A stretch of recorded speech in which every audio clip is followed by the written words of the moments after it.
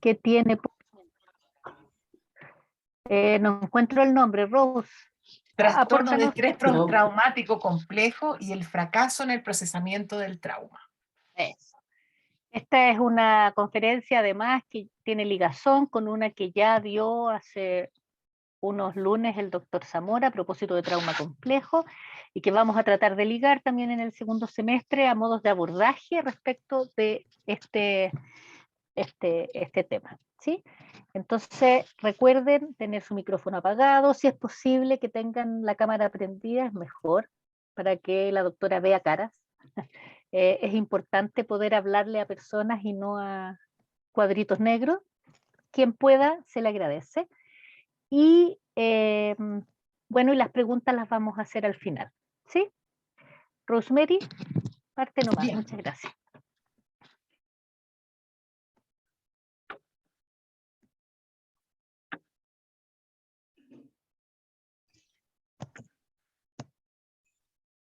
A ver, está cargando.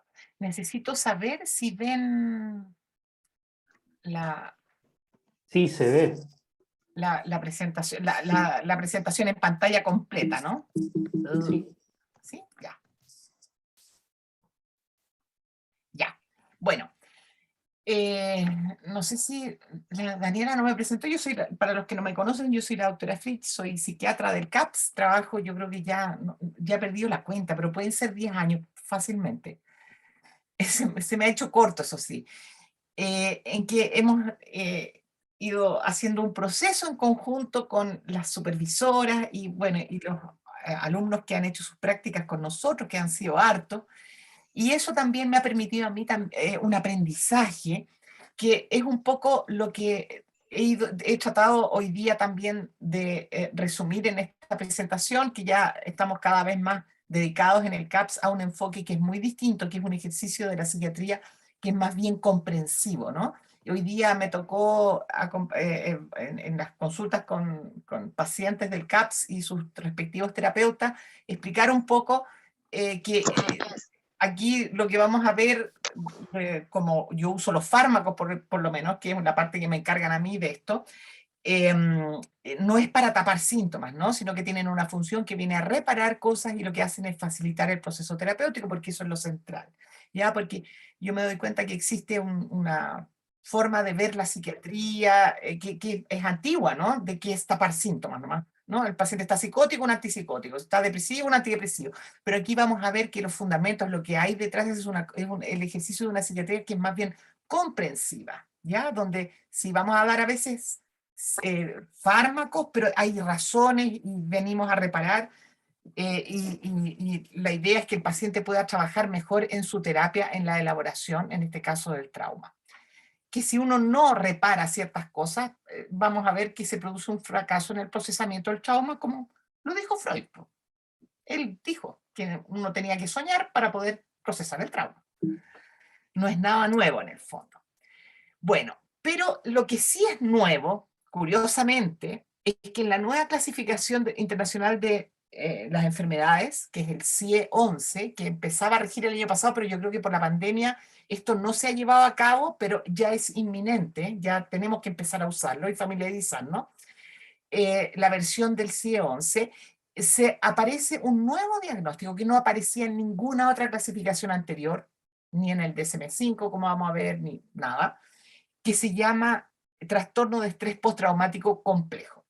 Yo en realidad lo vengo usando esto desde hace un par de años ya, porque ya hay en la literatura, cuando ya pensaron en incluirlo, ya se mencionaba este diagnóstico, y cuando lo mencionaba a otros psicólogos o colegas, creían que cuando yo hablaba de trastorno de estrés postraumático complejo, hablaba de un estrés postraumático, pero que era complicado, ¿ya? Pero como vamos a ver, es una entidad en sí, que es distinta al otro.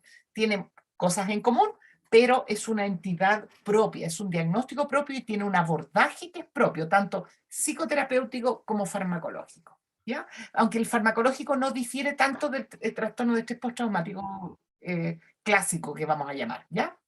Para no confundirlo. O sea, esto es algo tremendamente nuevo. Hay una emergencia en este momento de literatura y de estudios de este cuadro. Es impresionante cómo ha habido y empieza a haber un cambio en la postura y en la visión de los pacientes. Eso es súper interesante lo que está pasando en este momento en la psiquiatría, ¿no? Entonces dejamos atrás todas estas cosas, estos diagnósticos clásicos de depresión, trastorno alimentario, cuando empezamos a reconocer que muchos de los pacientes, como vamos a ver, lo que hay detrás es esto y no otra cosa. Bien, les voy a presentar cómo aparece esto en el fondo en el CIE-11. Cambiaron, en el CIE-11 cambian por completo los códigos, todo, se estructura distinto, y uno de los cambios más importantes y agradables para nosotros es que se acaba esta forma de contar síntomas. El paciente tiene una depresión si es que tiene 3 de estos, 4 de estos, y si no los tiene, si tiene en vez de 4, tiene 3, no es la enfermedad. Bueno, esa rigidez se acaba para alegría nuestra y le hace un guiño a nuestro ejercicio clínico y nuestro criterio clínico. Y da directrices sobre cómo es uno de estos cuadros, pero le da el peso a la experiencia y a la visión que tiene el clínico sobre el paciente. ¿Ya? Ya no está forzado a contar síntomas, saber si esto está o no está, sino que en realidad le da mucho más peso a la opinión del clínico, lo que es súper bueno, porque era una aberración esto de andar contando síntomas, etc. ¿Ya? Entonces, como vemos, está en el capítulo 6, los trastornos del comportamiento y del desarrollo, y dentro de eso, bueno, aparecen otras cosas que son nuevas en realidad en el CIE-11, que son muy buenas, que son, por ejemplo, factores psicológicos o del comportamiento que afectan enfermedades o trastornos clasificados en otra parte, síndromes secundarios mentales o del comportamiento asociado con enfermedades o trastornos clasificadas en otra parte. Y hay otra cosa también que cambió por completo, que es la clasificación de los trastornos de la personalidad. O sea, olvídense esto de que hablamos del clúster A, el clúster B, que el paciente esquizoide, que el paciente, qué sé yo, limítrofe. Eso ya no existe, menos mal.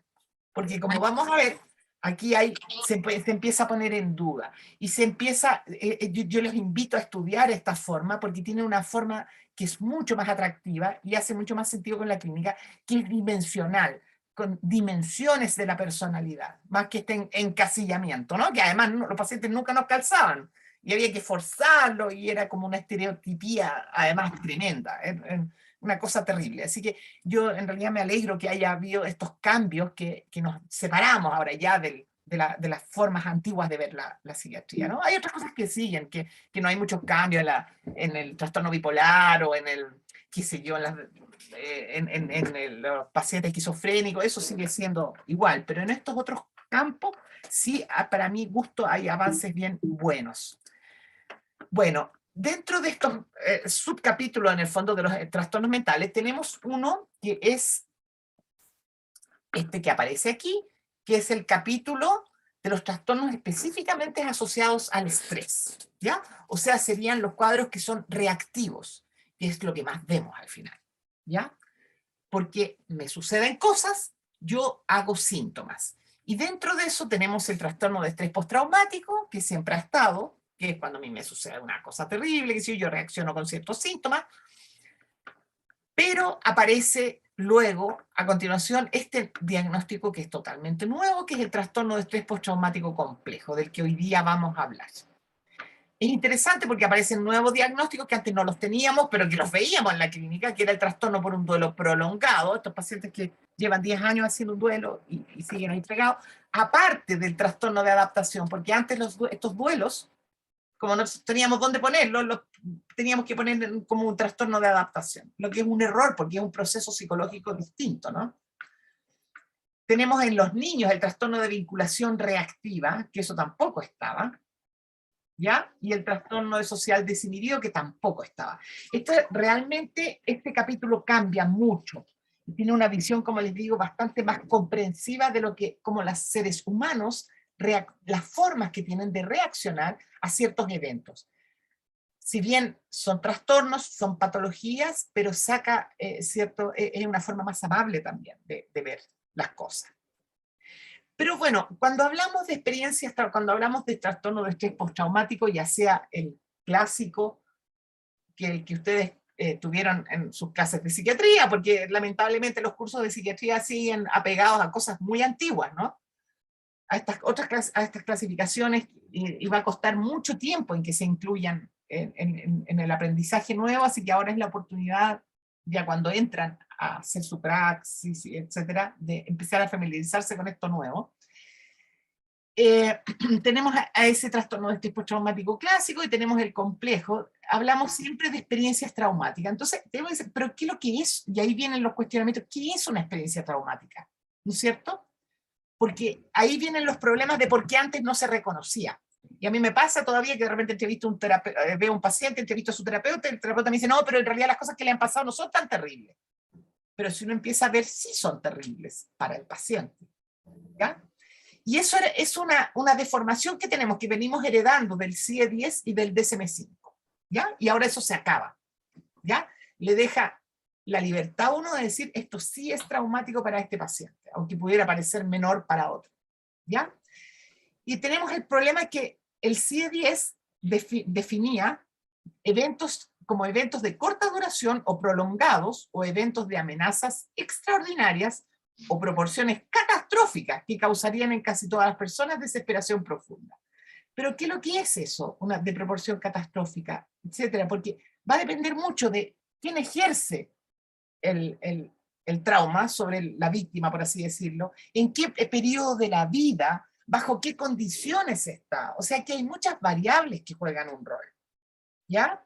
Que van a determinar si para una determinada persona, que además tiene ciertas características, puede tener ciertas falencias, ciertas situaciones de vulnerabilidad, que sí pasa a ser un trauma, y para otra persona puede que el mismo evento no lo sea, ¿no es cierto? Entonces, el problema es que nos casa no, tiene que ser catastrófico, etcétera, sí, pero es variable. Y el DSM-5, que es la clasificación que usan los gringos en Estados Unidos, no es la que se usa aquí en Chile, ojo, en el mundo entero la que vale es el CIE-10 y ahora el CIE-11. El DSM-5 es otra deformación que tenemos.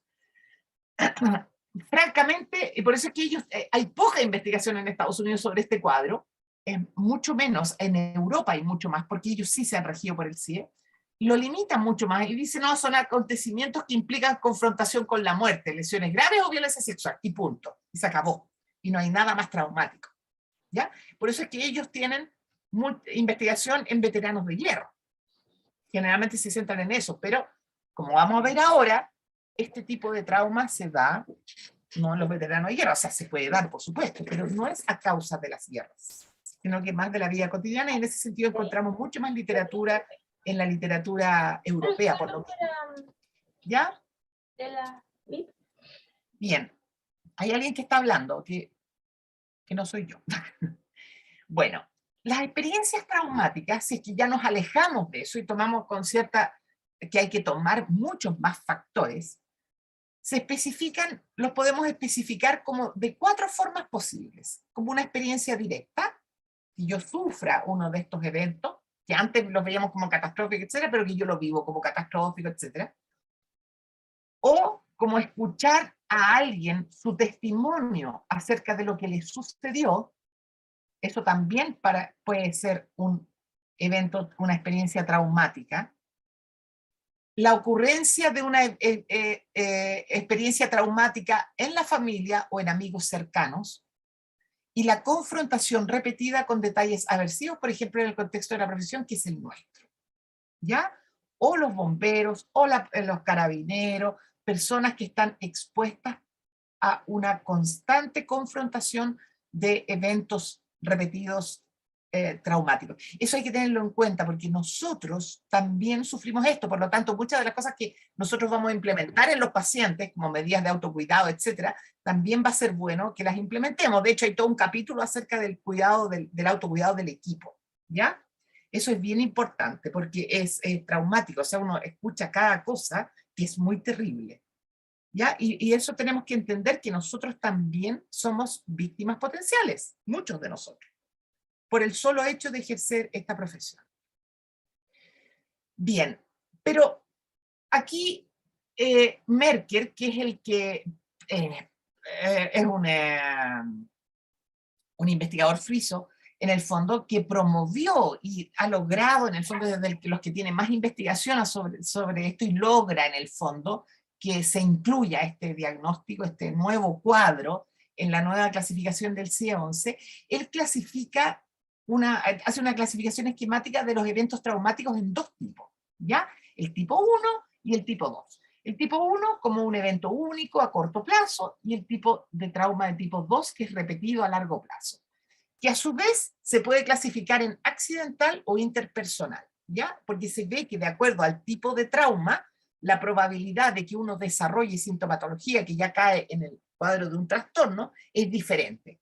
Por ejemplo, tenemos dentro del trauma tipo 1, tenemos accidentales como son accidentes de tráfico graves, catástrofes de corta duración, por ejemplo, incendios, huracanes, traumatismos relacionados con el trabajo, que son esto que yo les estoy hablando, o sea, la policía, personal de rescate, bomberos, y nosotros que nos toca escuchar, ¿ya? Tenemos el trauma interpersonal, donde hay una persona que ejerce el daño, ¿ya? Eso es muy distinto porque es mucho más riesgoso, ¿ya? Es mucho más grave, por así decirlo. Ocasiona generalmente mucho más síntomas cuando hay una persona detrás del daño, ¿ya? Cuando además hay intencionalidad, como la violencia civil, por ejemplo, robo a un banco, asalto, y el abuso sexual, por ejemplo, la violación, ¿ya? Después tenemos los traumas de tipo 2 que son mantenidos en el tiempo, como por ejemplo catástrofes de larga duración, por ejemplo los terremotos. O sea, nosotros somos un país traumatizado. Tenemos terremotos, inundaciones, etc. Experiencias de guerra, cuando son interpersonales, como experiencias de guerra, abusos sexuales en la infancia, sobre todo cuando son más encima los cuidadores, etc. Y en la edad adulta, rehenes, detención política, tortura. Nosotros en ese sentido tenemos una historia como país de una población traumatizada, ¿no es cierto? Tuvimos una dictadura que duró muchos años y sigue habiendo mucha violencia en nuestra sociedad, etcétera. Por lo tanto, ustedes podrán imaginarse cómo esto adquiere una magnitud enorme entre los pacientes que nos consultan. De hecho, cuando hablamos de abuso sexual en la infancia, hoy en día ya se está hablando de que, acabo de leer un paper que salió la semana pasada, que distingue que el abandono y el abuso psicológico por parte de los cuidadores, o sea, padre, madre, profesores que están a cargo de los niños, ocasiona más trauma complejo que los otros, incluso. O sea, se le está dando esta importancia que tiene al trauma, que ya no es lo que sale en la tele, lo que sale en los diarios, es lo que se vive íntimamente en torno a la familia, al abuso, al abandono que sufren los niños. De hecho, nosotros en Chile somos de los países que tenemos las tasas más altas de violencia infantil, ¿ya? Yo no manejo los datos, pero es altísimo. ¿Ya? Bueno, y me imagino que el doctor Zamora habrá hablado de esto, no sé, me tomó por sorpresa en realidad que ya habían tocado el tema. ¿Daniela? Sí, él habló, pero él habló sobre todo del trauma complejo y de cómo también el cerebro se afecta. Pero además de la parte biológica. Sí, claro, a propósito de Ya. vínculos específicos, y habló Perfecto. y se refirió harto sobre todo a esta población con la que él trabaja, que son estos Que es, jóvenes claro. que en el hospital ven muchos, porque además tiene que encargarse de todos los jóvenes que antes estaban en los CREA y en esos sistemas, Ya. que ahora están en Providencia. Entonces nos hablaba de justamente eso y cómo la sobremedicación además se realizaba de manera como errada respecto de que se trataban los síntomas y no se comprendía que esto tenía que ver con cosas que habían pasado en su historia y que había que mirarlas como de una manera Perfecto, más pero amplia. díganme si me sobrepongo con lo que dijo Sergio, porque... No, dale, Ya, perfecto. porque él habló Bueno, solo de la infancia y adolescencia, entonces esto es importante y es también comprenderlo. cuando esto se siembra. Exacto, y comprenderlo como esto además aparece en la adultez de una manera específica. Ya, Sí, bien. dale nomás. Me paran entonces, porque de repente digo, a lo mejor Sí, estoy repetida. Ya. Bueno, hay que tener claro que los traumas de tipo 1 generalmente resultan en síntomas clásicos de TEP, mientras que el cuadro clásico, mientras que los traumas de tipo 2, estos sostenidos, los interpersonales, provocan reacciones sintomáticas particularmente graves que se denominan trauma complejo, que vamos a revisar en qué consiste. Ahora, para tomar el peso a la gravedad de esto, es que las probabilidades de desarrollar un trastorno de estrés postraumático o complejo en general después de haber sufrido un evento es del 8 al 15%. O sea, ustedes piensan, si toda la población está siendo sometida de una u otra forma a eventos traumáticos, un alto porcentaje va a desarrollar síntomas. Pero no hay mucha diferencia entre los distintos países, pero depende de la experiencia, va a haber mayor desarrollo de síntomas de trauma. Por ejemplo, si es que hay experiencias directas con guerras como civil, siendo uno un civil, no un militar, a eso me refiero. O sea, las personas, por ejemplo, en Ucrania, que están siendo víctimas, 50-65% desarrollan síntomas de trauma. Después de violación o abuso sexual, el 50%. Y piensen en la tasa que nosotros tenemos de violación y de abusos sexuales, sobre todo en la niñez. Alrededor del 25% de otros crímenes violentos, los portonazos, muchas cosas que sufrimos, ¿no? El 5% después de accidentes de tráfico grave, menos del 5% después de desastres naturales e incendios. Curioso, ¿ah? Pero claro, cuando no hay un humano detrás, no hay una intencionalidad, un daño, la probabilidad de desarrollar trauma es menor. ¿Ya? Porque uno no espera, cuando uno es parte de una sociedad animal, en el fondo, que lo que somos, no esperamos el ataque de nuestros pares, ¿no? Eso no está. No venimos seteados para eso, al revés, venimos seteados para poder ser sociales y parte de un grupo. Y cuando hay miembros de ese grupo que nos atacan, eso es espantoso, ¿ya? Y eso es lo que provoca el trauma finalmente, ¿no? Bien, y menos del 5% para testigos de accidentes o actos de violencia. ¿Qué pasa con el abuso infantil? A lo mejor esto ya lo nombraron, pero el abuso infantil está a la base de muchísimos y de la gran mayoría de varios cuadros psiquiátricos que nosotros vemos, ¿ya? En general, las personas que han sufrido un abuso infantil, esto no es solo sexual, esto puede ser un abuso psicológico, físico o sexual. Tienen 3 veces más probabilidades en la adultez de tener un trastorno psiquiátrico. Tienen entre 2 a 4 veces más probabilidades que aquellos que no han sufrido abuso infantil de sufrir un trastorno afectivo, 1,9 a 4 veces más de sufrir trastornos ansiosos, 1 a 6 veces más de sufrir adicciones, 4,7 a 6 veces más probabilidades de sufrir trastornos de la personalidad y 5 a 7 de un trastorno de estrés postraumático propiamente tal. O sea, si ustedes ven, por eso es que siempre yo les digo, a ver, escarbemos un poco, porque a veces nos llegan pacientes con trastornos alimentarios, o una depresión, o no sé, y uno empieza a escarbar, y muchas veces hay antecedentes de abuso infantil, y finalmente nos quedamos con que igual hay un grado de trauma. Lo que pasa es que no se han chequeado los síntomas, ni se ha comprendido que en realidad estos otros cuadros, los trastornos, la adicción es una forma de evitar, los trastornos ansiosos están permanentemente alerta y no se ha reconocido el trauma, y los estados afectivos porque yo ya me deprimí, porque me cansé de vivir hiperalerta, etc. O sea, hay una cosa que es comprensiva de lo que yo voy desarrollando, hay una explicación, y eso es re importante al momento de intervenir, porque si no nos quedamos con lo superficial solamente, ¿ya? Por eso es que es importante. Bueno, pero ¿qué es el trauma complejo? A lo mejor ya lo vieron, vamos a revisar igual rápidamente los diagnósticos, los criterios, que es un trastorno que puede desarrollarse entonces después de la exposición a un evento o una serie de eventos de naturaleza extremadamente amenazadora o horrible, eventos frecuentemente prolongados, repetitivos.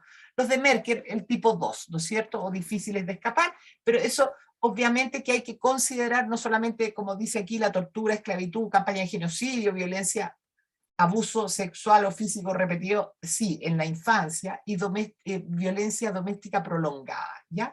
Son situaciones de las que yo no puedo escapar, pero no porque esté prisionero necesariamente, a veces por dependencia económica, por presiones sociales, yo no puedo escapar, ¿no?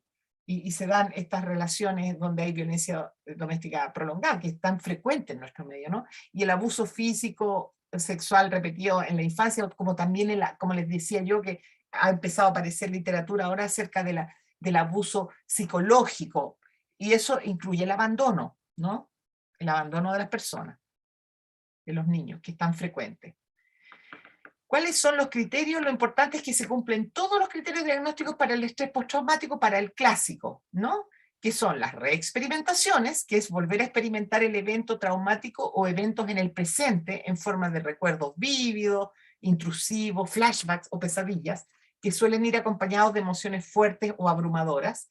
Pero cuando hay un trauma que es infantil, muchas veces las reexperimentaciones son difíciles de detectar, porque muchas veces, como vamos a ver más adelante, la disociación es un elemento fundamental en el trauma complejo, no hay recuerdo a veces del evento, o el paciente no lo recuerda y no lo asocia a la emoción, o muchas veces son situaciones en que la persona se ve nuevamente expuesta. Por ejemplo, el paciente que dice que tiene crisis de pánico cuando lo llama el jefe, por ejemplo.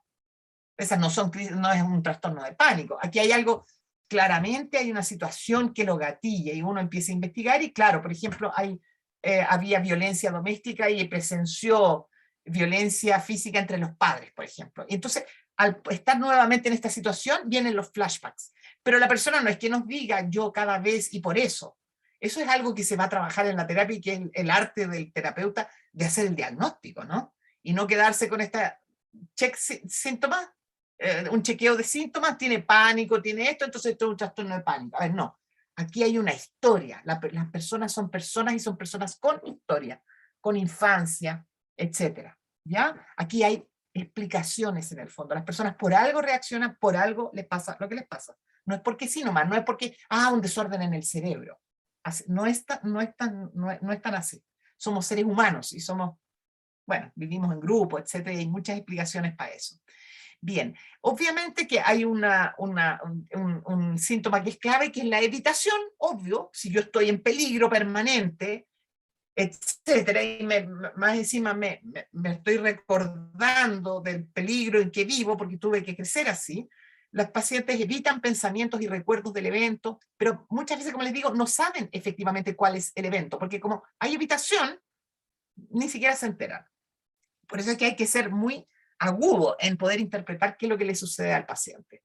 El hiperalerta son pacientes que generalmente tienen percepciones persistentes de amenaza actual, peligro, como que algo va a pasar, o estoy permanentemente atento, escaneando de dónde va a venir el ataque, y eso es lógico. Después, si yo he tenido una historia desde la infancia, de haber visto violencia, de no haber sido cuidado por quienes tenía que ser cuidado, no me queda otro que estar hiperalerta porque me tengo que cuidar yo solo, no hay nadie que me cuide. Obviamente que evito situaciones que me producen las experimentaciones de volver a sentir lo mismo. Es lógico, ¿no es cierto? Esos son los tres pilares que vamos a tener en el estrés postraumático, que van a ver cómo también hay que intervenir sobre eso en forma medicamentosa, porque ya, bueno, Sergio les debe haber explicado que se produce secreción de cortisol cuando uno está en peligro, qué sé yo, y eso va produciendo ciertos daños biológicos, por así decirlo. ¿Ya? Pero el estrés postraumático complejo no solamente tiene estos tres pilares que son del trauma, sino que además se acompañan de otros tres grupos de síntomas. Uno, que son problemas en la regulación del afecto, la disregulación emocional. ¿Ya? Son pacientes que son tremendamente intensos y por eso es que muchos vienen con autodiagnósticos o incluso diagnósticos de colegas bipolar. Porque cuando les pasan cosas buenas están hipertímicos, entonces están como en una manía, y cuando les pasan cosas malas se deprimen. No hay una regulación, no hay un centro, ¿no? Que es lo que nosotros, obviamente que podemos estar felices, podemos estar tristes, pero oscilamos dentro de una cierta normalidad. Y estos pacientes tienen además reacciones a veces catastróficas. Como me acuerdo que hace años atrás una paciente decía, no es que yo sienta rabia, yo siento furia, ¿no? Son muy intensos en las emociones y no son capaces de les cuesta mucho volver al centro porque obviamente esto, como lo habrán visto con Sergio, en la medida en que muchos de estos pacientes han tenido abandono psicológico, violencia, no tienen figuras vinculares a las cuales recurrir como para poder autocalmarse, porque nunca nadie los calmó en el fondo, ¿no es cierto?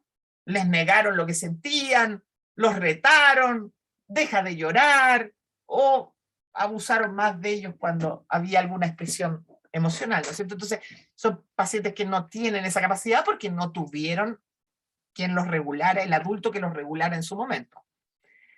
¿Ya? ¿Y en qué consiste ahora? ¿Qué es lo que vemos ahora en el adulto o adolescente? Pero esto también se ve en los niños, en el fondo esto es un continuo. Eh, ¿Qué es lo que es la desregulación afectiva? Es una mayor reactividad emocional en el fondo. Yo soy muy reactivo, ¿ya? Eso es la clave para poder distinguir de un verdadero trastorno bipolar, que el trastorno bipolar aparece de la nada. No es que yo tenga razones para estar triste y me deprimo, no es que haya razones para yo estar hiper contento para tener una manía. Aparece no como una reactividad. Son como la persona reacciona frente a lo que le va sucediendo. Ya tienen dificultad para recuperarse del estrés menor, en el fondo, de eventos que a otras personas no les cuesta recuperarse. Qué sé yo, que el jefe los subió la voz, o se cambiaron de casa, o tuvieron una separación, entonces tienen dificultad para recuperarse de ese estrés que la mayoría de la gente se estresa. Por eso es que nuestras consultas están llenas de estos pacientes, porque generalmente eso es lo que los motiva a consultarnos, ¿cierto? Muchas veces tienen arrebatos violentos, tiran cosas, quiebran cosas, portazos, etc. Muchas veces tienen comportamiento autodestructivo como cortarse o conductas autodestructivas, consumo de droga, exponerse, conductas nocivas, comer mucho, tener una obesidad espantosa, porque como vamos a ver, este comportamiento autodestructivo tiene que ver con el rechazar el cuerpo que fue abandonado, que fue abusado, es una forma de separarme yo de él, ¿ya? Esto tiene una explicación también, no es que se dé porque sí nomás, ¿ya? Y entonces tienen también tendencia a estados disociativos bajo estrés, que, bueno, la disociación se puede manifestar de distintas formas, ¿no? Eso yo es lo que trato de, cuando me toca ver los pacientes del CAPS en conjunto con los practicantes, yo les trato de mostrar, a ver, en ese paciente, ¿dónde está la disociación? Porque es un arte lograr detectar dónde está la disociación, ¿no?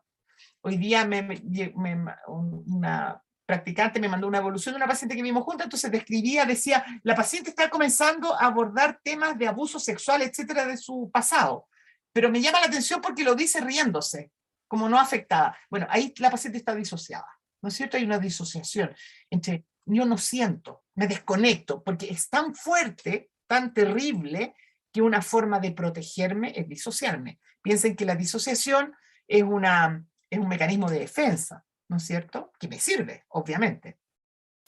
Y los estados disociativos pueden llegar incluso a estados psicóticos, o sea, es una gama.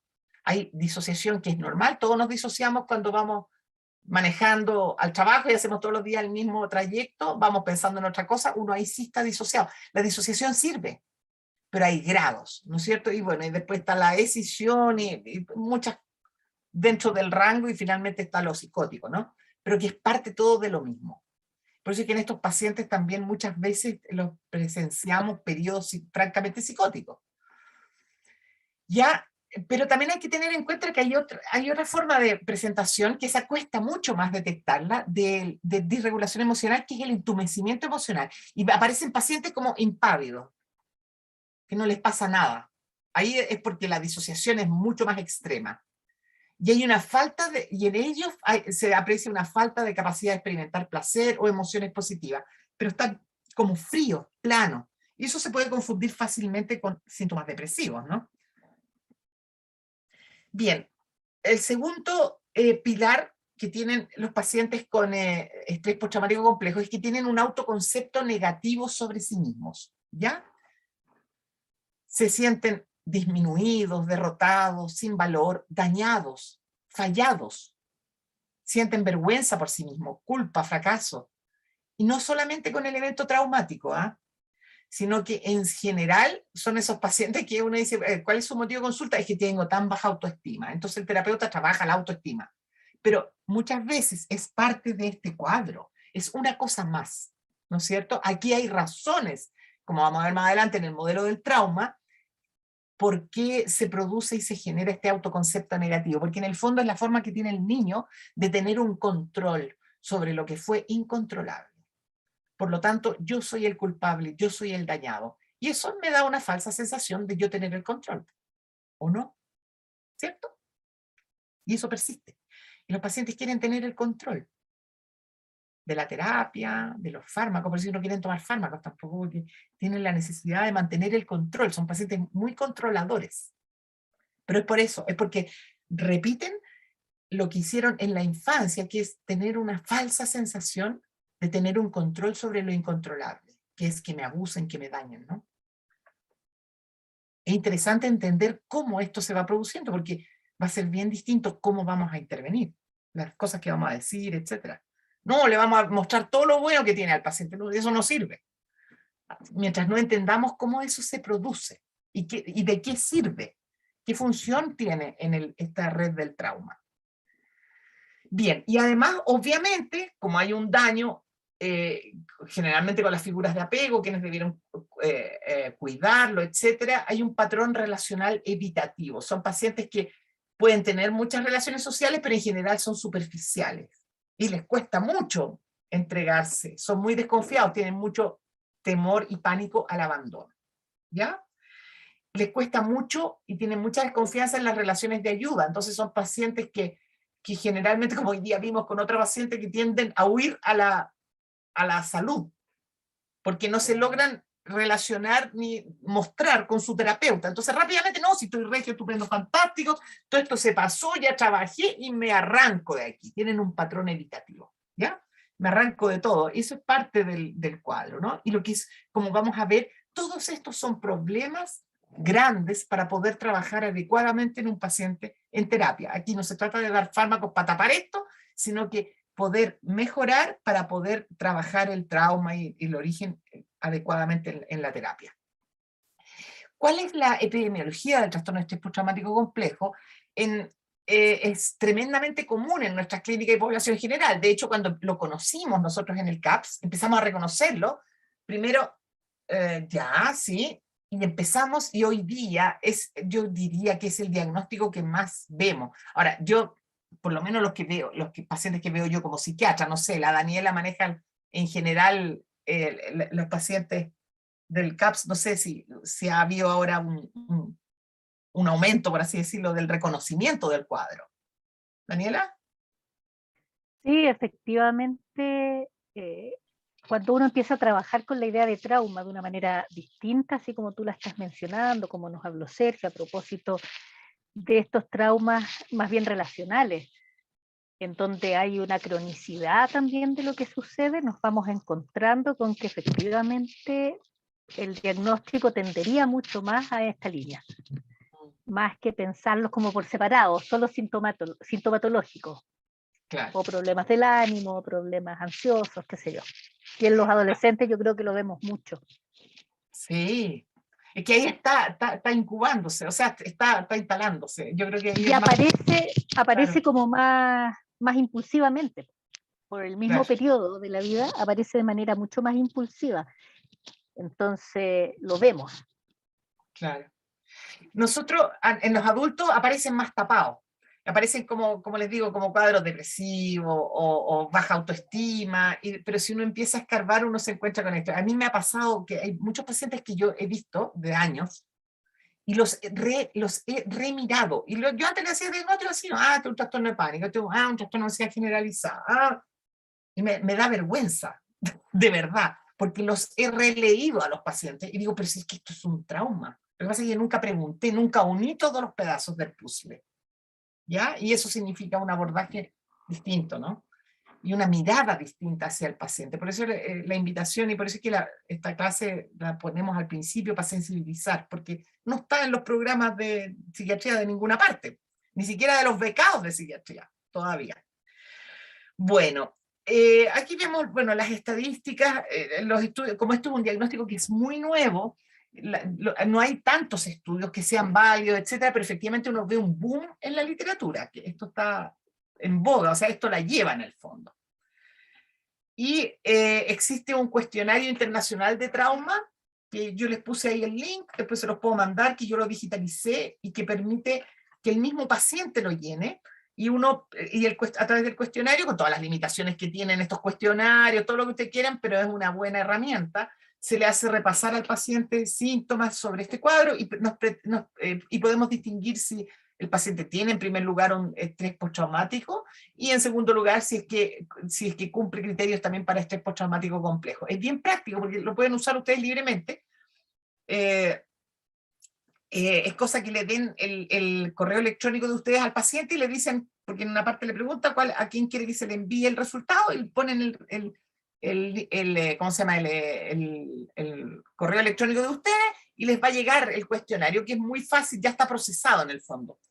A mí, cuando me derivan pacientes, psicólogos que han sido además practicantes míos del CAPS, que son súper buenos, son de verdad, y son súper rigurosos y aplicados, y generalmente se los pasan. Entonces me mandan al paciente una breve historia para presentándome su paciente, y además me mandan el cuestionario, porque a ellos también les sirve para saber cuándo derivar y todo. Y además es un buen repaso para los pacientes sobre sus síntomas.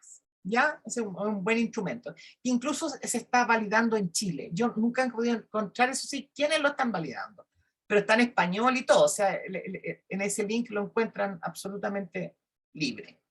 Bueno, y ahí viene, cuando uno repasa los síntomas, viene la pregunta, bueno, ¿esto es un trastorno de estrés postraumático complejo o un trastorno límite de personalidad? Que de hecho ya no existe en el CIE-11, para decir más encima. Así que, bueno, existe literatura desde hace muchos años donde se ha visto que se reconoce que la personalidad limítrofe y muchos de los cuadros psiquiátricos tienen antecedentes de trauma y violencia infantil. Incluso este artículo que es bastante antiguo, que es del año 2002, o sea, desde hace 20 años atrás, colegas míos, el doctor Florenzano, la doctora Bail, Claudio Furre, que yo tengo el agrado de trabajar hasta el día de hoy con ellos ya publicaron este paper donde, no voy a entrar en detalles, pero donde demuestran que en muestras chilenas, pacientes con personalidad limítrofe, etcétera, tenían más antecedentes de trauma infantil, etcétera. O sea, eso es algo que se viene sabiendo, pero como que no se entiende bien qué rol ocupa. Entonces se piensa, hay teorías de que el abuso infantil, abandono, etcétera, puede llevar directamente a lo que era la personalidad limítrofe. Y esto, el tener una personalidad limítrofe, hace que existan lo que vamos a ver más adelante, que son las reexposiciones, porque uno lo ve en nuestros pacientes que tienen estos antecedentes de abuso, etcétera, en la infancia, pero se exponen una y otra vez a lo mismo. Y vamos a ver que hay una razón biológica de por qué repiten y repiten, porque efectivamente no aprenden de la experiencia. Efectivamente, hay una razón biológica. ¿Ya? Y otros tipos de trauma, y eso finalmente lleva al trastorno de estrés postraumático. Pero ahora esto empieza a tener empieza a desaparecer, porque uno dice, sí, puede haber, pero muchas veces uno encuentra esto como causa de esto. Bien, y entonces hay papers que están saliendo que dicen, a ver, ¿cómo diferenciar ahora un trastorno de estrés postraumático complejo de un trastorno de personalidad? Entonces, tenemos que hay muchas cosas en común y que a veces se nos hace muy difícil, ¿ya? Pero hay ciertas características que nos dan tips para poder diferenciarlo, como los traumas prolongados o múltiples están presentes en el complejo, no en todos los pacientes con trastorno de personalidad, pero pueden tenerlo, ¿ya? La autoestima, esto es, en mi experiencia, y lo que dicen los papers, que esto es bastante clave para poder diferenciar uno de otro cuadro, si es que además hay un trastorno de personalidad. La autoestima en general en el TEP complejo es baja, ¿ya? Disminuido, derrotado, inútil. Sin embargo, cuando hay un trastorno de personalidad de tipo, el antiguo tipo limítrofe, hay una inestabilidad en la autoimagen. ¿Ya? El paciente oscila de sentirse fantástico, estupendo, a ser lo último. ¿Ya? Hay una falta de integración en el yo, que no se ve tanto en el TEP complejo. En el TEP complejo se ve persistentemente negativo en el fondo. ¿Ya? Son sutilezas que obviamente se ven en la clínica, hay que tener años de experiencia, pero son las cosas en las que tenemos que fijarnos. En general, por lo mismo, el funcionamiento interpersonal es distinto. En el trastorno de estrés postraumático complejo hay dificultades persistentes para mantener relaciones y sentirse cercano a los demás. Siempre se sienten abandonados, lejos, nunca puedo confiar en nadie, siempre me hacen lo mismo, etc. En el trastorno de personalidad también, pero ¿por qué? Porque hay un tipo de relación que es más bien conflictivo, porque así como tienen unas oscilaciones de su autoconcepto, también hay oscilaciones en ver al otro. Entonces pasan, como usan la devaluación y ese tipo de mecanismos de defensa, pasan desde la idealización hasta después, que es lo último, ¿no? Que en el TEP complejo, en general, no se ve tanto, ¿ya? En los dos hay alteraciones de la regulación emocional, hay respuestas inapropiadas, con estallidos violentos en ambos, con autoagresión y violencia. O sea, si ustedes ven, efectivamente comparten muchos de los síntomas, ¿ya? Bueno, vamos, esto es para pasárselo para que lo estudien en la casa, en realidad, porque si no nos vamos a alargar mucho. Y pueden en ambos haber reacciones de tipo psicótico, ¿ya? Entonces, es muy difícil, ¿ya? Entonces ellos, este es un paper del año pasado en el fondo, que está traducido porque está en inglés. Entonces ellos proponen una pauta que nos puede ayudar en la clínica un poco como para poder distinguir si tiene más características de TEP complejo o trastorno de personalidad, pero finalmente, en el fondo, que no sale aquí en esta diapositiva, pero el CIE 11 nos dice, ¿sabe qué? Si usted tiene los dos diagnósticos, tanto de trastorno de estrés postraumático complejo y de trastorno de personalidad, porque se sobreponen, priorice el diagnóstico de trauma, de trastorno de estrés postraumático complejo, y utilice solamente el de trastorno de personalidad si es que le puede aportar más información o para intervenir en ese caso. Solamente en ese caso, ¿ya? Entonces, wow, ¿cuántos pacientes tenemos por ahí que les pusimos yo misma diagnósticos de trastornos de personalidad, etcétera, que hoy día ya no? Hoy día eso es trauma, ¿ya? Es muy significativo. Esto para mí es un avance maravilloso, porque créanme que es ejercer la psiquiatría y ejercer la terapia junto con ustedes, ayudar a estos pacientes, es una experiencia muy, muy distinta. Cuando ya sabemos de dónde viene, comprendemos, etcétera. ¿Ya? Bien. Les voy a hablar un poquitito sobre el modelo del trauma, como para poder comprender también por qué hay que hacer ciertas intervenciones y cuáles no. Tenemos que, en realidad, el modelo de la red de trauma, tenemos esta traumatización repetida o en la infancia o de los cuidadores, que eso hace que las personas, eso genera durante la traumatización ciertas sensaciones, como imágenes, en el gusto, la experiencia física, en la excitación sexual, por ejemplo, y en los olores, sobre todo cuando hay, en estas áreas, cuando hay abusos sexuales, ¿no? Porque si ustedes saben, los abusos sexuales cuando se producen los niños, muchas veces involucran el abuso oral, ¿no? La violación oral. Y eso se asocia muchísimo al gusto, además los olores de los abusadores, etcétera. Pero también a veces no hay abuso sexual. Por ejemplo, yo tengo pacientes que tienen reexperimentación, etcétera, por ejemplo, porque se acuerdan cuando el padre volvía con alcohol y el olor al alcohol y a la transpiración que eso producía, y se producían episodios de violencia entre los padres, por ejemplo. Y eso genera estas experiencias que quedan marcadas, quedan grabadas en el cuerpo, porque es del área de las sensaciones, quedan marcadas como con fuego, ¿ya? Estas sensaciones se acompañan de ciertos pensamientos. Piénsenlo desde un niño que está siendo traumatizado: voy a morir, prefiero morir, o ¿por qué sucede esto? Sin entender, ¿no? Perplejo. ¿Qué es esto? Y hay otras, estos no son sentimientos, ya no son sensaciones que están, esto viene de lo corporal, sino que hay sentimientos que vienen de lo emocional, como asco, miedo, pánico, ¿ya? Esa red es la que se activa, todo esto se produce durante la traumatización, ¿no es cierto?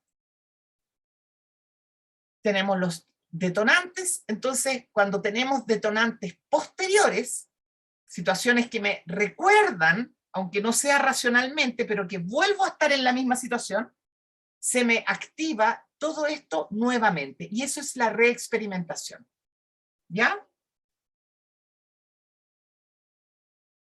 Y el paciente muchas veces no sabe, no recuerda, está bloqueado, además es tan antiguo, y además prefiere ni acordarse. Y eso, cuando se activa esta red del trauma, eso produce pánico. Entonces el diagnóstico del paciente tiene un trastorno de pánico, tiene crisis de pánico.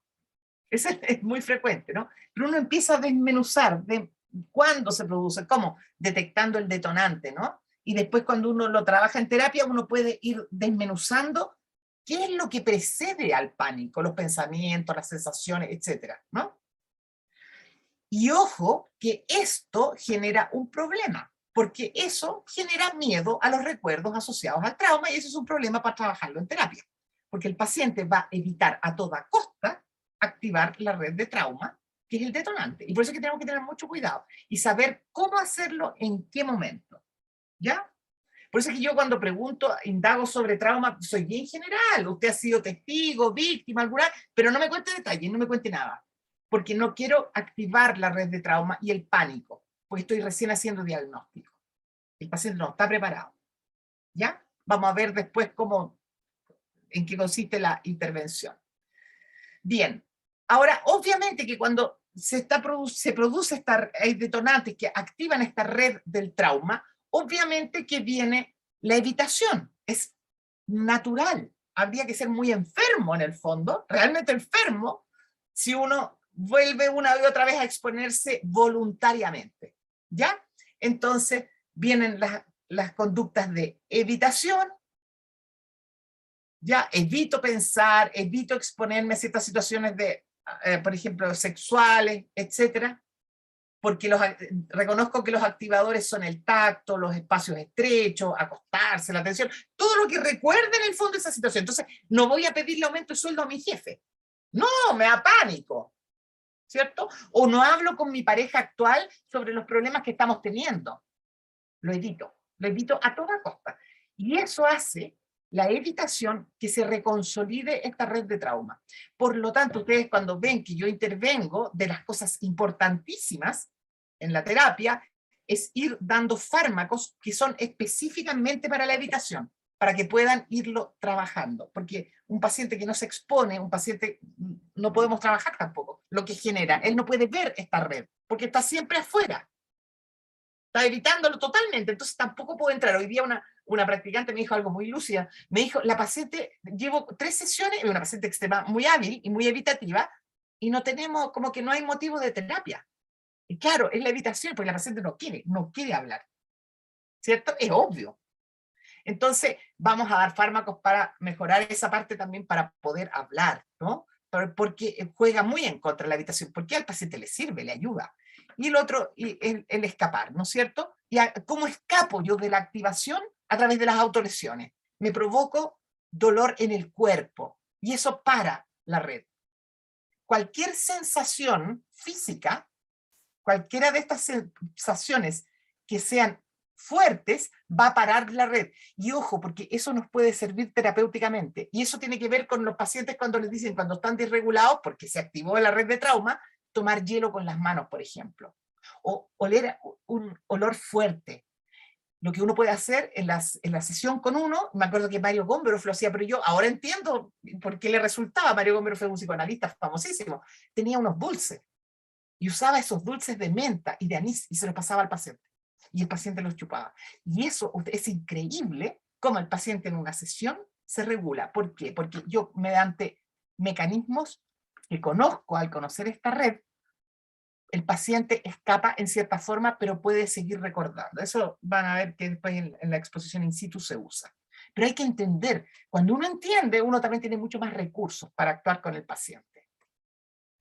Bueno, pero la razón de esta clase, que cada vez me explayo más en lo otro en la medida en que aprendo más y estudio más, pero es de una cosa muy particular que yo por eso me empecé a interesar, porque yo soy súper especialista en sueño. Y siempre desde la medicina del sueño se sabe que el trastorno de estrés postraumático es un trastorno del sueño, que hay un problema con el sueño, ¿ya? Que algo pasa. Y efectivamente, los pacientes con trastorno de estrés postraumático, el clásico y por extensión el complejo, presentan un aumento significativo de las interrupciones del REM. O sea, la etapa en que uno tiene actividad onírica está interrumpido. Ya no se sabía por qué. Y hay una disminución de la cantidad de sueño REM. O sea, yo tengo menos etapas en el sueño donde tengo actividad onírica. Por eso es que una de las preguntas claves en mis consultas psiquiátricas de estos pacientes es, ¿usted ha vuelto a soñar? Porque van a ver que estos pacientes sueñan muy poco, y lo que sueñan es pesadilla, porque el cerebro trata rápido de recuperar y poder procesar. El REM nos sirve para procesar y para aprender. Como estos pacientes no tienen REM, no procesan nada, por lo tanto están muy disociados y tampoco aprenden, y repiten. ¿Ya? Entonces, ya si ustedes ven, este es un paper muy nuevo, donde, ¿de qué año es? Del 2019, apenas 2 años tiene este artículo. Por eso le digo, esto es muy nuevo. Los autores entonces dicen, ¿saben que podríamos pensar que la intervención para estos déficits de estas etapas del sueño en el trastorno de estrés postraumático podría ayudar quizás a mejorar, ¿no es cierto? Esto es recién de hace 2 años. Y nosotros en el CAPS ya lo estamos aplicando. Ya, esto, cuando yo me encontré con esto, dije, pero esto es lo que estamos haciendo. ¿Ya? Porque tanto observar, preguntarnos, empezamos a dar cuentas de cosas. Bueno, voy a saltarme esto porque en realidad son los detalles, pero ¿qué pasa con el REM y el TEP? ¿Por qué es tan importante el REM? ¿Por qué yo me afano de que los pacientes vuelvan a poder soñar? No solamente porque Freud dijo que uno tenía que soñar, porque en los sueños uno elaboraba los traumas, que es cierto, efectivamente, biológicamente se demuestra. La consolidación de la memoria declarativa se ve interrumpida durante el sueño en el trastorno de estrés postraumático, eso se sabe, ¿ya? Y en el trastorno, además se ve que en el trastorno de estrés postraumático se observan alteraciones en la función ejecutiva, a los pacientes les cuesta mucho organizarse temporalmente, etc. Y el sueño REM es fundamental para eso, por eso es que en los niños se confunde mucho con déficit atencional, porque no se organizan, no se concentran, etc. ¿Ya? Bien, ¿por qué es tan importante la memoria declarativa? Porque contiene información referida al conocimiento sobre el mundo y sobre las experiencias vividas por cada persona.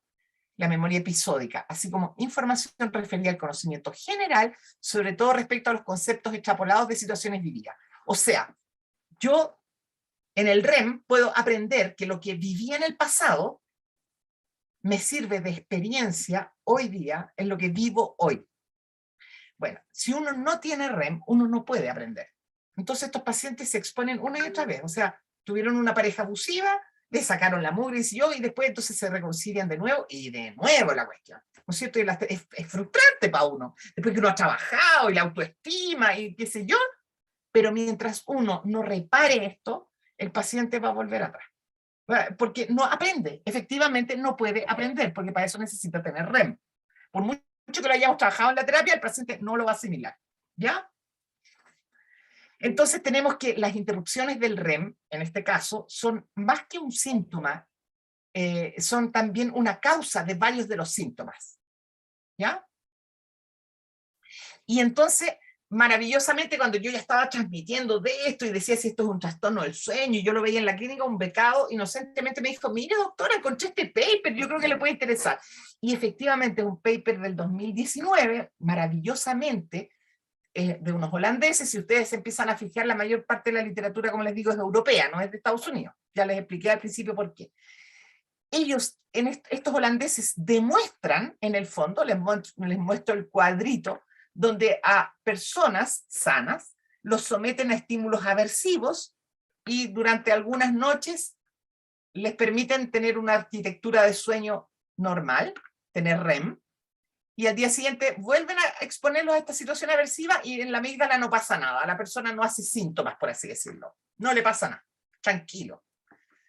Sin embargo, a los mismos individuos, cuando los someten a una noche y les interrumpen artificialmente el sueño REM, efectivamente se muestra cómo la amígdala, que es el lugar donde se procesan las emociones, entra en resonancia, y eso significa, en otras palabras, tener síntomas, ¿ya? O sea, ellos demuestran que la indemnidad del REM es fundamental para no tener síntomas aversivos, es un modelo de trauma en el fondo, para no traumarme por lo que me pasó. Si yo paso por el REM, perfecto, yo después no tengo síntomas, lo logro integrar. Si no tengo REM, esto me quedo pegado, y vuelve, y vuelve, y vuelve, ¿ya?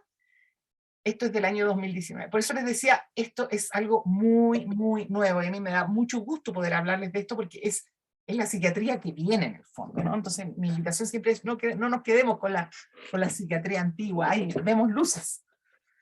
Bien, ¿qué pasa? Desde la medicina del sueño, que fue lo que yo pude observar, como soy subespecialista en sueño, yo igual hago diagnóstico de trastornos específicos del sueño. Y se sabe que en el trauma, el 76% de los pacientes, llevémosle al 80% de los pacientes, presentan movimientos periódicos nocturnos, ¿ya? Vamos a ver después un video de qué se trata, están toda la noche moviéndose, ¿ya? Saltando. O periodos durante la noche, no vamos a decir que toda la noche.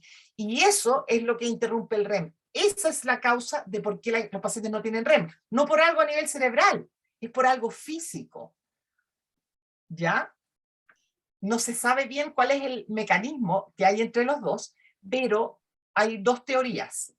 Una, no estoy leyendo, yo esto ya lo digo de memoria, se los estoy como resumiendo lo que ahí dice en palabras más fáciles.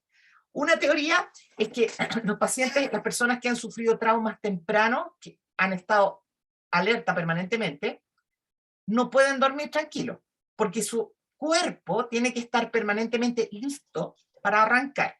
Y eso representan estos saltos, ¿ya? Entonces uno les pregunta en la anamnesis, estos pacientes tienen sueño que es superficial, despiertan con cualquier cosa, y físicamente, si uno les pregunta, los compañeros de cama, etcétera, dicen que sí, que mueve, que pega patadas, que se mueve toda la noche, o desarman la cama, etcétera, ¿ya? Una interpretación es que los mecanismos de huida físicos se activan, están permanentemente activos durante la noche y es comprensible. Otra teoría, yo no sé bien por cuál inclinarme, sinceramente, paso por periodos en que digo una, la otra, a lo mejor no es ninguna. Es que las personas físicamente tienen una modalidad de huida física y cuando les suceden traumas no logran procesarlo porque tienen esta forma que no les permite tener REM. No lo sé. Probablemente no es ninguna de las dos, debe ser una cosa mucho más compleja, pero quién sabe.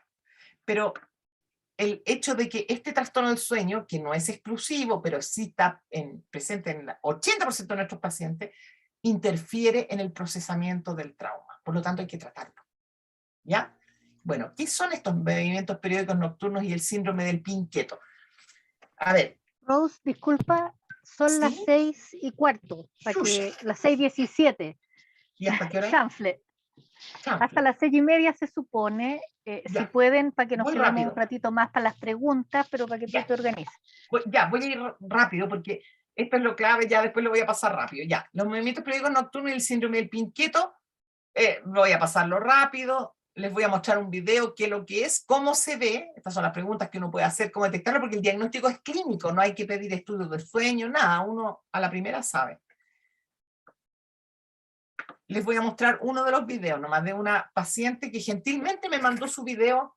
Me dijo, usted lo puede mostrar en las clases para que los alumnos sepan, para que sepan de qué estamos hablando, porque si uno no pregunta, uno no lo detecta.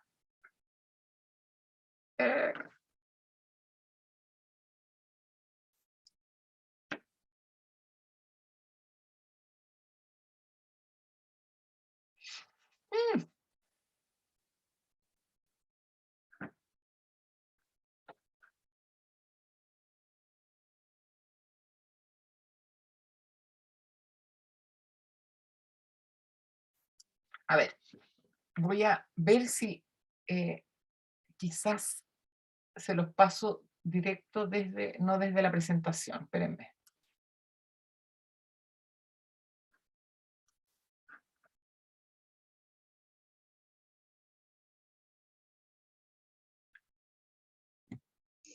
Mientras buscas eso, Rose, comentarte que nos preguntaban en el chat si es que vas a compartir además el PPT. Sí, podemos mandarlo. Perfecto, muchas gracias. Sí, porque es mucho. Y voy rapidito. Va. Ay, no encuentro el video.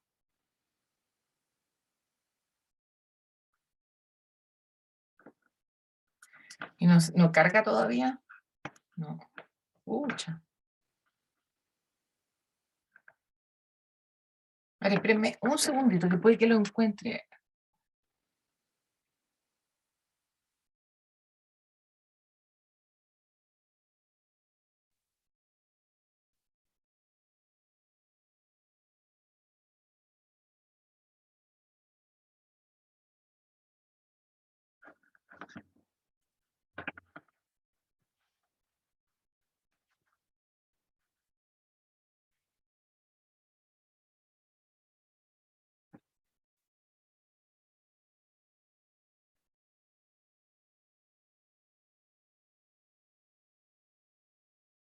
¿Te salió la pantalla completa?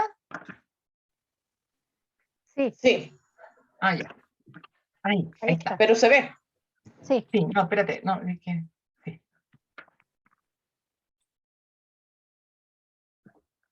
Ya, se demora en cargar.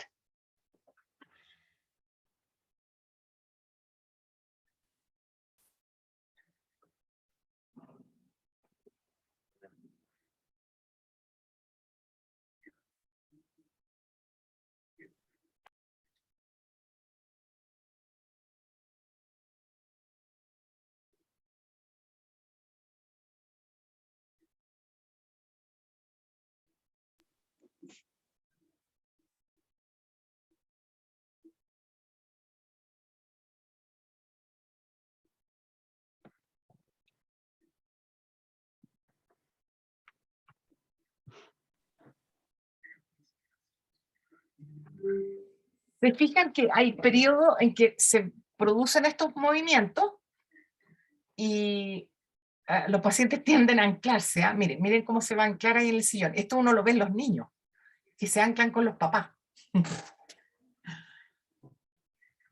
Ya, vamos a... Se fijan ahí, los movimientos siguen. Es suficiente en honor al tiempo, es más de lo mismo en el fondo, pero de esto es lo que estamos hablando, ¿ya? Porque la gente de repente, si uno no muestra el video, se imagina una cosa espantosa que nunca ha visto. A mí me pasa cuando hago esta clase y muestro el video, no, siempre hay gente que me dice, yo tengo eso. Muchos, porque en la población se da muchísimo, pero no es sinónimo de trauma, no sé si me entienden. No toda la gente que tiene estos movimientos tienen trauma, por eso es que yo de repente llego a pensar, a lo mejor es algo que es previo, y el hecho de tenerlo, y más encima me sucede un evento, me hace tener la enfermedad. No al revés, no lo sé. No, esa observación me hace pensar eso, porque no todos tienen, los que tienen estos movimientos tienen trauma. Entonces, ¿qué impacto tiene sobre la arquitectura del sueño? Aquí vemos en azul una persona normal que tiene esto aquí marcado gordo, los periodos de REM, donde tiene actividad onírica, y en rojo un perfil de sueño de alguien con movimientos periódicos nocturnos. Estas pequeñas sacudidas que parecen normales, que parecen ínfimas, producen cada una un micro despertar. Por eso es que la persona tiene un sueño superficial y despierta muy cansado, y tienen sueño en el día, etcétera, pero muchas veces la persona no se da cuenta porque es muy breve y tienen la nada de sueño REM. Y eso generalmente es pesadilla porque el organismo trata de tener REM como de lugar. Por lo tanto, el tratamiento de este síndrome de piernas inquietas y de movimientos periódicos nocturnos es fundamental en el trauma, porque mientras esté eso, mientras no tengamos REM, el paciente no va a avanzar en la terapia, no, solamente vamos a tapar síntomas, ¿ya? Ojo que no siempre se da en las piernas, a veces hay pacientes que lo tienen en la musculatura del abdomen, hay otros que, yo tengo un paciente que lo tiene, que le pican las encías, en otras partes del cuerpo también, pero es menos frecuente, lo más frecuente es en las piernas, ¿ya? Y hay todo un algoritmo, que no se los voy a mostrar aquí, de qué fármacos usar, cómo hacer el diagnóstico. Se supone que estos pacientes tienen una alteración del transporte de hierro a nivel de unas vías dopaminérgicas en el cerebro, por lo tanto uno también tiene que darles una cierta cantidad de fierro, etcétera. Aparte de los fármacos que se usan, que son fármacos, aquí están abajo, los alfa-2 ligandos, que son básicamente la pregabalina y la gabapentina, que son unos fármacos antiepilépticos y se usan para el dolor, pero que se usan específicamente para el tratamiento de este cuadro. Agonistas dopaminérgicos, que son determinados fármacos que se usan para el Parkinson, y como les decía, en muchos casos hay que, por eso que yo les pido los niveles de fierro a nuestros pacientes del CAPS, etcétera, muchos están con suplemento de fierro, según un cierto algoritmo, que eso, yo lo manejo en el fondo, pero para que vean que no es al tuntún, o sea, me tinco darle unas vitaminas, me tinco darle un poquito de fierro, no, hay un algoritmo aquí, cómo se opera, por qué dar uno, por qué dar otro, etcétera, pero hay que tratarlo, ¿ya? Entonces aquí dice cuándo, en el fondo, uno puede usar más estos alfa-2 ligandos, o un agonista dopaminérgico. ¿Se fijan? O sea, yo tengo, de acuerdo al cuadro clínico, y yo voy a preferir uno u otro, pero tengo que tratarlo. Ahora, el máximo problema que aquí se produce no solamente es detectarlo y tratarlo, sino que el drama que se nos produce aquí es que la mayoría de los psicofármacos empeoran este trastorno. Entonces, por un lado, les damos un fármaco que le tapamos los síntomas, lo anulamos, le quita la angustia, pero por otro lado, no permitimos que el paciente tenga REM. Por lo tanto, se va a quedar eternamente pegado al fármaco. ¿Ya? Es un mal favor. Entonces, estos pacientes son un zapato chino. Y yo por eso es que llegué y empecé a estudiar, porque en realidad al detectar este trastorno del sueño, que lo veía tan frecuente, vi que era un desafío, y hay que saberlo, porque si no uno se queda entrampado. ¿Ya? Es súper complicado el manejo farmacológico. Y nos encontramos, resumiendo, que de los antidepresivos que podemos usar, hay solo 3 que no empeoran el cuadro, que sería la amitriptilina en dosis muy baja, la trazodona y el bupropión. Y eso sería todo. Todos los otros fármacos, la sertralina, la fluoxetina, el escitalopram, que son fantásticos, pero empeoran el trastorno del sueño que acompaña al trauma, por lo tanto, prohibidos.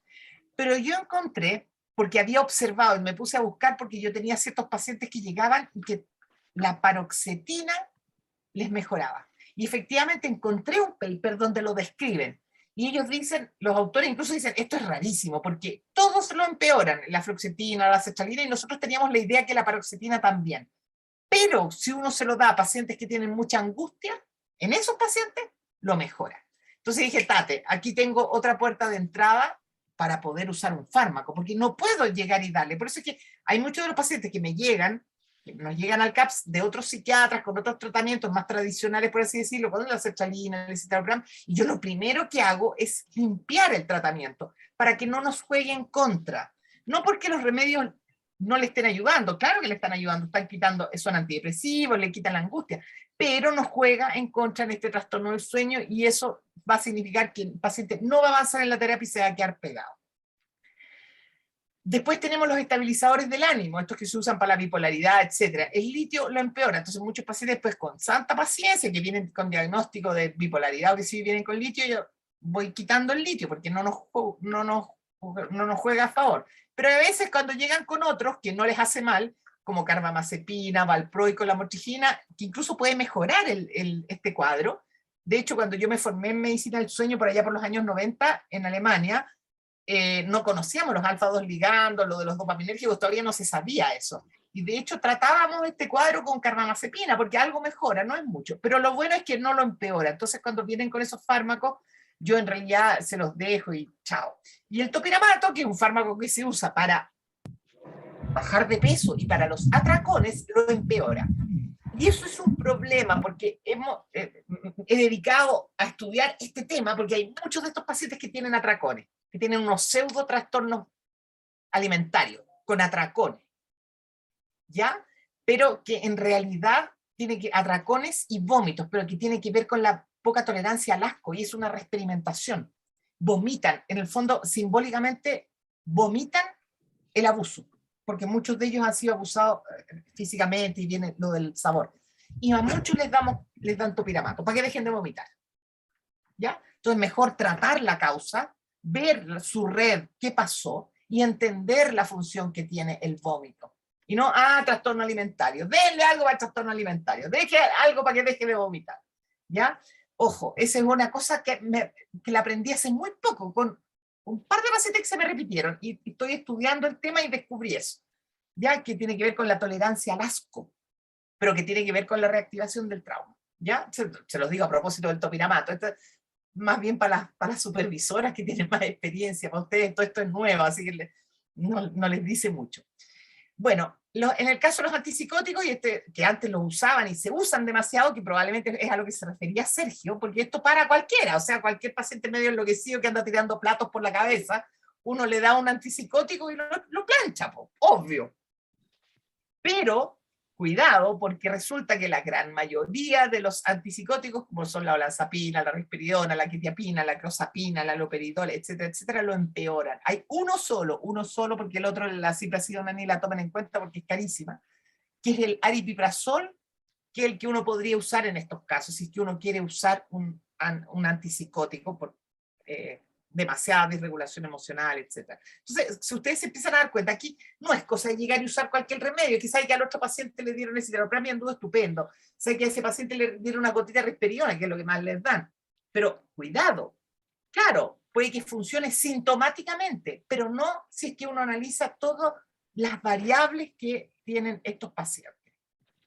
Entonces, yo siempre les recomiendo a los becados de psiquiatría que siempre que le den un psicofármaco a un paciente, piensen en el síndrome de pietas inquietas y los movimientos periódicos nocturnos, porque están presentes en el 60%, 70% de los pacientes que tratamos, porque muchas veces, si antes no era evidente, con el psicofármaco hacemos este cuadro evidente. Así que téngalo siempre presente. Siempre hay que preguntar. Los pacientes no lo dicen, ¿ah? Bien. Y entonces yo llego a mi combinación como parto con los pacientes, es que en general les damos, ustedes van a ver muchos de nuestros pacientes que tienen este cuadro, usamos la pregabalina porque es para mantener, ¿con qué objetivo? Para mantener y restaurar el REM. Usamos la pregabalina. ¿Ya? Entonces, no sé si ustedes se dan cuenta, no es que yo esté dando un fármaco para la angustia, un fármaco antidepresivo. No, yo estoy reparando cosas. Por eso es que lo que yo espero no es solamente la remisión de síntomas. Yo espero que con esto el paciente funcione mejor, esté menos disociado en la terapia, pueda integrar más. ¿Ya? Yo no tapo síntomas. Yo facilito, destrabo para que puedan procesar con ustedes, porque ese trabajo lo hacen ustedes, con el paciente. Sí hay que dar un antidepresivo porque hay niveles de alerta cerebrales, etcétera, porque han vivido hiperalerta. Entonces, cuando vamos a usar, cuando hay mucha angustia, vamos a intervenir efectivamente, pero solamente vamos a poder usar dos alternativas, la paroxetina y el bupropión. Cuando el paciente está permanentemente a la defensiva, hay que dar algo para la angustia, pero no puede ser cualquiera. Ahí me aparecen que tengo solo estas dos alternativas. Y, como vimos en la red del trauma, tratar la evitación y por lo mismo las reexperimentaciones es fundamental. Ya, porque la evitación es un fenómeno fóbico, es el cuerpo el que se alarma, el trauma queda impregnado en el cuerpo, como decía o dice Van der Kolk, que es un gringo así que tiene hartas charlas en internet de esto. Él tiene un libro que se llama, de hecho, El cuerpo lleva la cuenta, porque queda el cuerpo se alarma, entonces mi cerebro, ¿dónde está la amenaza? ¿Dónde está? ¿Ya? Así funciona. No es que yo racionalmente busque dónde está la amenaza, entonces mi cuerpo se alarma. El cuerpo es el que se alarma. Y en mi cerebro busca. Entonces, para eso se usa un fármaco antiquísimo que cuesta 600 pesos, que es un fármaco para el corazón, que es un beta bloqueador que se llama, que clásicamente lo usan en los servicios de urgencia, pero nadie lo ha estudiado mucho porque como cuesta 600 pesos, bueno, este fármaco es espectacular para esa sintomatología física fóbica y evitativa, ¿ya? Porque hace que mi cuerpo no se alarme. Entonces mi cerebro tiene la calma suficiente de escanear y ver si hay peligro o no, porque en la vida, claro que hay peligro. Ya. Otra alternativa, alguien por ahí me dice, pero es que a mi vecina le dieron clonazepam cuando tenía estas crisis de pánico y porque andaba muy angustiada. ¿Por qué no usar benzodiazepinas? De hecho, hoy día en las guías ya se prohíben las benzodiazepinas en el trauma, porque se ha visto que no ayudan en nada. ¿No? Dele un SOS, sí, pero ni una benzodiazepina. ¿Por qué? Porque tenemos el mismo efecto de anular la alarma, pero anula el cerebro. En realidad, el cuerpo se alarma igual, pero la benzodiazepina atonta el cerebro. Entonces, hace caso omiso al cuerpo. Mala cosa, hace lo mismo que el alcohol. En el fondo, una vez más, estos pacientes van a disociarse de su cuerpo, van a hacer caso omiso a sus alarmas, por eso es que no se cuidan, etcétera, etcétera. Los pacientes abandonan su hogar es lo físico, ¿ya? Por lo tanto, con la benzodiazepina, lo único que estamos haciendo es reforzar eso. Claro, se le quita la angustia, sí, pero los atonta. Y no sirve tampoco, porque es un paciente que debe evaluar si hay peligro real o no, porque si no, tampoco va a tener un aprendizaje, esto no era peligroso. No sé si me entienden cuál es la idea, ¿ya? Bien, y lo que obviamente que es lo principal aquí, estos fármacos van a ayudar a lo principal, que es a la psicoterapia, que se recomienda que sea escalonada. En este minuto lo que tiene más evidencia es el DBT breve, pero que es específico para este cuadro, un DBT que es terapia dialéctico-conductual, para los que no saben lo que significa la sigla, para estrés postraumático complejo. Y se ha visto que el MDR sirve, que es un tipo de intervención donde a las personas les hacen mover los ojos. Y eso se ha demostrado que sirve en el trauma. Pero yo digo, en el fondo lo que nosotros estamos haciendo al recuperar con la pregabalina, en este caso, o fármacos alternativos, recuperar el REM, en el fondo lo que estamos haciendo es un MDR natural. Todos nos hacemos MDR en la medida en que soñamos en la noche. ¿Por qué se llama REM? Porque se llama sueño de movimientos oculares rápidos. Rapid Eye Movement, porque el sueño, cuando entra uno sueña, uno mueve los ojos. Entonces se supone que el EMDR lo que hace es, estando despierto, al hacer recordar al paciente y hacerle mover los ojos, se mejora, que es cierto. Pero yo digo, pero ¿para qué tanta complicación? Mejor restauramos la función natural que todos tenemos, tratando el trastorno del sueño que hay a la base. Y nos ha ido bien. Nos ha ido bien con esa postura. Y es más fácil. Sí. Bien. Ya no voy a entrar en esto, les voy a mostrar en qué consiste el DBT para TED complejo, porque hay que seguir un pasos, ¿no? Uno no puede llegar y hablar de trauma. Hay que intervenir primero, hay que hacer un pretratamiento, hay que hablar de las Puede conductas ser para otra, pues, lesiva. Rose. Yo creo, sí, Sí, era porque como para estamos, entusiasmarlos, para que me pidieran Sí. esto. ¡Ah! sí, para que hagamos un... ¿Cómo se interviene? Porque no es al lote, no es acompañar, no es dejar, hábleme, dígame. No, aquí hay un orden, cómo hay que ir. Esto es súper manualizado y todo, yo les mando a los pacientes, qué sé yo, pero efectivamente tiene una lógica, porque primero hay que darles habilidades de autorregulación, porque si no, no se puede, y no es bueno tampoco, porque si no, el paciente se pone evitativo. El paciente o se arranca la salud o no le cuenta al terapeuta. ¿Se fijan? Entonces, es algo que tiene una Claro. lógica. Ya, Y lo que eso. están haciendo hartos también, bueno, y que tenemos colegas que trabajan y que están validándose en esos trabajos que tienen que ver con el cuerpo directamente. Sí, Van der esto es Kolk, que es parte. claro. A ver, en el DBT, parte de la intervención es con el cuerpo, exactamente. Sí, Y que po, tiene que ver con lo sensorial y el yoga y claro, todas esas cosas. Sí, claro. Y efectivamente. hay otro que tiene que La ver, no me acuerdo cómo meditación. se llama, pero es con Eso la es parte del experiencia. DBT. Sí, po, que a propósito de toda su ligación con el mindfulness y con esa línea. Sí. Y hay otras que son, sobre todo para niños, directamente ligadas a experiencias corporales, que también son interesantes. Vamos a ver si nos pueden acompañar también otras No, colegas pero, que... a ver, el DBT para trauma, y justo en la primera parte, cuando uno le enseña skills al paciente, incluye yoga, incluye Sí, po, mindfulness, pero no es sí, po. cualquier mindfulness. ¿Te No, fijas? pues. Y Ahora, después, al final, se aborda el trauma, claro, etc. Es muy bueno, o sea, es fantástico sí. enseñarle a meditar a un paciente, pero es bueno Ahora, aprender nosotros también. claro, eso lo sabemos de hace harto tiempo también, porque la Sí, po, meditación sí, aporta po. un montón en la elaboración psicoterapéutica. Oye, Rose, bueno, estamos en la hora, es una pena porque siempre queda más que conversar y hablar. Agradecerte. Como tú dices, cada vez hay más cosas que uno va aprendiendo de Sí, este estrés postraumático complejo. Para las personas que puedan estar, si nos podemos tomar unos minutitos, si es que hay alguna pregunta para que podamos socializarla, la pueden escribir en el chat o nos avisan. Sí, también les solicitamos que por favor prendan sus cámaras, porque ahora que ya no, la doctora no está compartiendo pantalla, puede vernos y siempre es más agradable hablar con personas y no con recuadros negros. En el chat, Paulina Hernández escribió: hola, el trauma complejo, ¿podría gatillar en relación al sueño, apneas o parálisis del sueño? ¿O las apneas son más por un tema físico del paciente?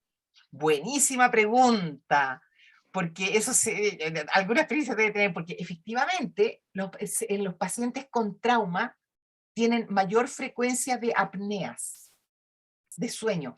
Ahora, yo sinceramente no sé si es que eso los hace vulnerables para hacer el cuadro de trauma, o por qué tienen apnea. Ahora, mira, hay una rama de la psiquiatría que se llama la psiquiatría evolutiva, ¿eh? Y que no tiene que ver con la evolución de los niños a los adultos, sino que tiene que ver con Darwin, de que nosotros somos animales en el fondo. Esto tiene mucha explicación de donde nosotros venimos, de animales. Y si uno piensa, las apneas y los ronquidos pueden haber sido un fenómeno que nos defendió. Si yo ronco en la noche, yo me torrío como un león, ¿no? Yo rujo como un león. Y fíjate que podría haber una explicación como adaptativa, que sí, puede ser. Además de que tienen el cuello corto, de todas esas otras cosas. Pero uno dice, claro, y efectivamente en pacientes con trauma se está descrito y no se sabe por qué. Se ven mayor tasa de apneas que en los otros. Y las apneas se asocian a los ronquidos. Interesante. Ahora, las parálisis del sueño, sí, tienen que ver con este mecanismo. ¿Cómo? A ver, si yo estoy en peligro, un animal arranca, o se hace el muerto, ¿no? ¿Sí o no? Y eso hace que no le ataquen. No sé si me entienden, o sea, uno aquí ve como un despliegue de fenómenos que son normales, que todos los tenemos, pero que aparecen en forma, por supuesto que desmedida, descontrolada, etc. Es súper interesante, uno ve muchos de estos pacientes tienen o han tenido parálisis del sueño. Ahora, tener una parálisis del sueño aislada de vez en cuando, que sí puede ser un fenómeno normal, todos podemos tener parálisis del sueño, ¿ya? Cuando en periodos que estamos más angustiados, en periodos en que si trasnochamos mucho o el alcohol, hay situaciones que lo favorecen y se considera un fenómeno normal cuando aparece en forma aislada, ¿no? Pero en estos pacientes se ven que aparecen con mucha más frecuencia, ¿no? Pero son mecanismos que están. Todos tenemos el mecanismo de huir, todos tenemos el mecanismo de, en alguna parte, de hacernos los muertos, ¿o no? Sí, pues. Si no, como animales que somos. Pero está en nuestro cuerpo, ¿no? Eso es lo interesante. Todo esto está radicado en el cuerpo. Por eso es que lo que decía la Daniela, esto que dice, ya lo sabíamos y hay tantas cosas que tienen que ver con las terapias centradas en el cuerpo. Efectivamente, porque el cuerpo lleva la cuenta, sí, en el cuerpo está. Por eso es que uno en la terapia también puede recurrir al cuerpo. Lo que yo les decía, lo que aprendí yo en mi curso en diciembre, que hice en Alemania de esto del truco de la pastilla está full, esta es de limón, mientras el paciente está relatando, o lo trae, lo ancla, y el paciente no se disocia. Son pequeñas cosas increíbles que ellos lo hacen en el DBT de TEP complejo, lo hacen el paciente relata equilibrándose en una plataforma de equilibrio, porque eso lo hace tener todo su cuerpo en el aquí y el ahora. Y eso le permite relatar sin reexperimentar y sin tener disociación. Eso son las exposiciones in sensu, que se llama. Y se ayudan de eso. Por eso es que estos pacientes también los podemos mandar a hacer tela, por ejemplo. Colgarse, yoga, todo lo que es yo concentrado aquí y ahora en mi cuerpo es sanador. Me trae al aquí y el ahora, no al pasado. Y yo vuelvo a mi hogar, a mi cuerpo, al que tengo abandonado, del que me tuve que ir. Es bonito. Bueno, y todos los mediadores que siempre hemos usado y todas las materialidades que la usamos mucho más con niños que con adultos, nos sirven también. Pero claro. Claro. Y que es lo que uno se ha animado a trabajar. Esta división brutal entre lo infantil y lo adulto es tremendo, nos ha privado en el fondo, yo siento, de todo esto, porque esto viene, los infantiles lo saben, los psicólogos, ustedes lo saben, esto.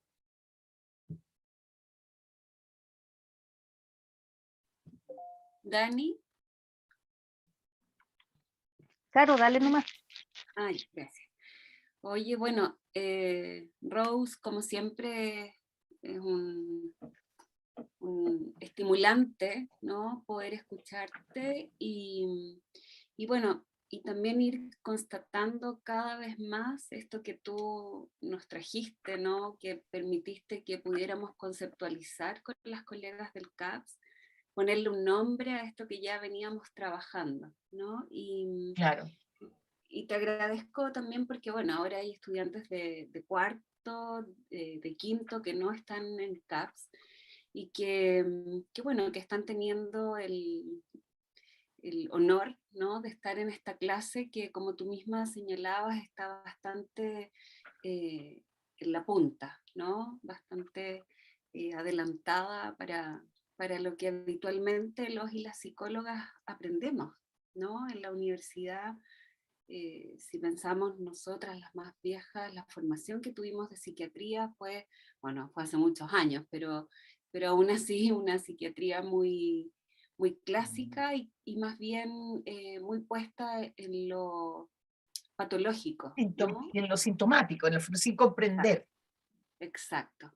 Entonces, hacer este paso justamente hacia la comprensión hace que uno pueda ir ligando, ¿no? Que puedas ligar, no sé, lo que están viendo en este momento en psicodiagnóstico, lo que están viendo en psicoterapia, lo que estamos viendo en Praxis 7, Y por cierto, quienes están haciendo la práctica, ¿no? Entonces, creo que es un lujo poder contar con estos espacios, ¿no? Y no solo desde mi lugar de supervisora CAPS, ¿no? Sino que como directora de la escuela yo te agradezco y agradezco al equipo de colegas CAPS que hayan permitido también abrir este espacio,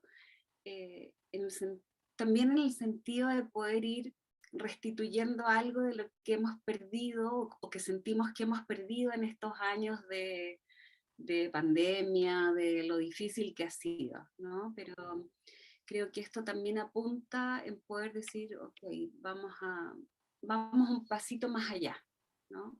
Más que un pasito, ya esto para nosotros, para mí fue una revolución, ¿ah? Nuestra postura, no es... Le empezamos a dar vuelta a la visión, empezamos... Para mí, de verdad que es revolucionario. Claro, y que para trabajar desde la psicoterapia hace pleno sentido, ¿no? Que de repente, pues tú decías, claro, esta distinción infanto-adulto, pero también esta división que hemos hecho entre todo, ¿no? Entre lo psicológico, lo psiquiátrico, y más bien cómo estos enfoques que tú nos presentas nos empiezan a unar, ¿no? Sin perder, por cierto, la especificidad de cada uno, pero...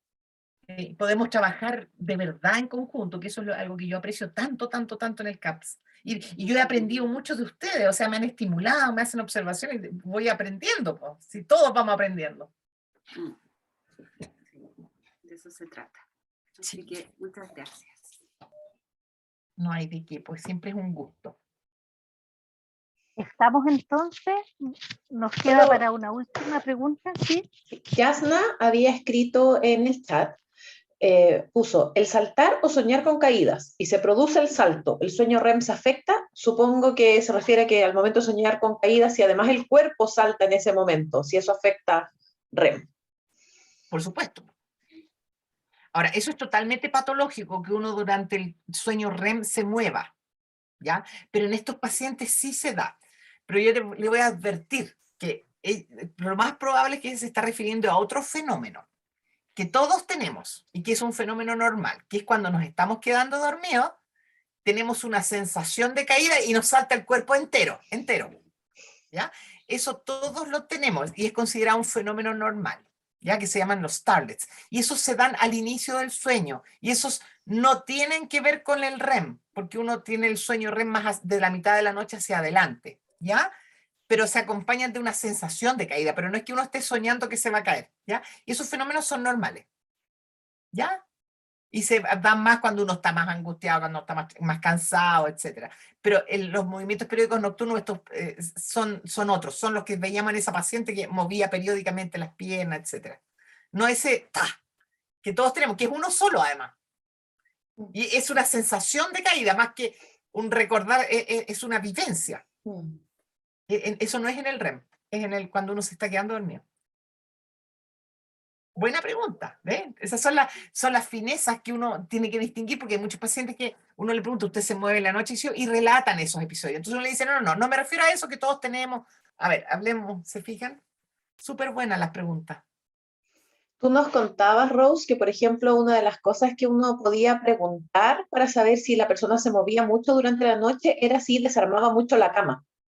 Claro, si desarma la cama o el compañero de cama se queja o si despierta cansado. Y también preguntar, ¿usted sueña? Sí, sueño. Yo le digo, ¿qué soñó anoche? No, es que en realidad no sueño todas las noches, hay que entrar en detalle. Entonces hay que advertirles que con el tratamiento que yo les doy, yo eso lo hago, van a empezar a soñar más. ¿Ya? Los pacientes a veces lo toman como algo negativo y yo digo, perfecto, vamos por súper buen camino. Y al principio aumentan las pesadillas, obviamente. Pero el hecho de que empiecen a soñar más es un signo de que vamos por buen camino en el tratamiento del trastorno del sueño. Y eso lo relatan los pacientes y les empiezan a traer material onírico a la sesión, lo que es súper bueno, porque eso permite integrar. Es como por eso es que los pacientes empiezan a estar menos disociados, porque logran empezar a relatar emociones o cosas y viene ¿no es cierto? No sé si hay algún terapeuta que ha tenido experiencia con sus pacientes al respecto. Yo sé que hay uno ahí que sí. Santiago. Y tú decías, sí, porque tenemos varios pacientes juntos y yo sé que tú ya has pasado por todo esto. Tienes la experiencia de terapeuta desde la otra vereda, que es lo que yo trato de ayudar en el fondo. Santiago, no te escuchas. Parece que tu micrófono está con problemas. No, No se tienes prendido el micrófono, pero no suena. ¿No? Pucha, ¿No nos acompaña la tecnología, Santiago? Santiago, no, po. Porque Bueno, con pero Santiago mira, yo me acuerdo, esto tiene muchos relatos, me dice, sí, el paciente tiene, porque ustedes pero finalmente son los que ven estos procesos, y por eso es que a mí me interesa tanto que me vayan contando, porque eso también me ayuda a mí. hagamos un 2.0 en donde podamos hablar, como tú decías, de esta terapéutica y como estos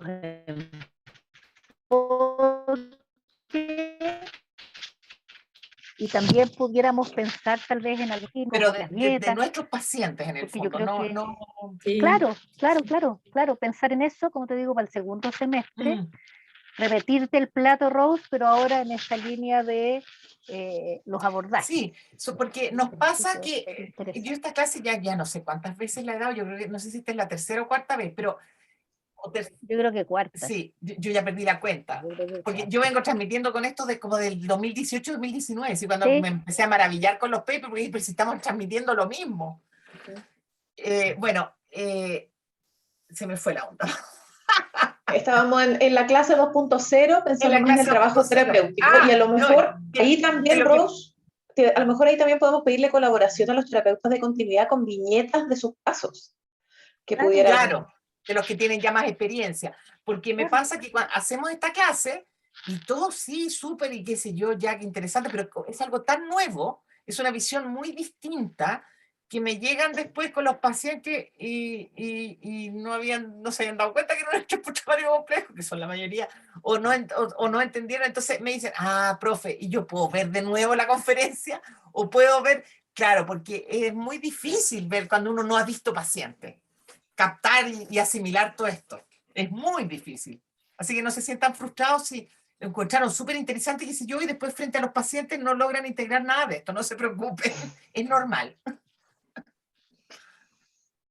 Sí, vamos a prepararlo. La Carola ahí decía tal vez hacerlo a través de Praxis. Yo creo que sí, preparémoslo y vamos a prepararlo, como te digo, para el segundo semestre para hacer una continuación de lo que trabajamos hoy día.